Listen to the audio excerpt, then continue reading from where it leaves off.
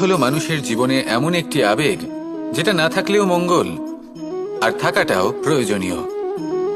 এই ভয় মাঝে মাঝে মানুষকে কোনো কর্ম করা থেকে বাধা দেয়, আবার কখনো মানুষকে এই ভয়ই কোনো কর্ম করতে প্রেরণা প্রদান করে।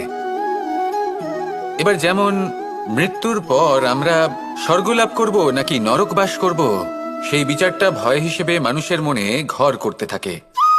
আর এই ভয়ের বিষয়ে মানুষ এতটাই ভাবে যে নিজের জীবনের লক্ষ্য, উদ্দেশ্য, রীতি এই সব কিছুর বিষয়ে ভুলে যায়।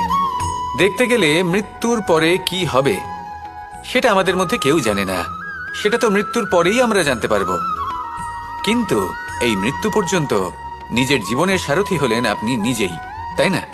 আপনি চাইলে এই জীবনকে স্বর্গও করতে পারেন, আবার নরকেও পরিণত করতে পারেন। নির্ভর করছে আপনার কর্মের ওপর আর আপনার আপনজনের ওপর। আপনি যাদের আপন বলে মনে করেন, অনেক সময় যাদের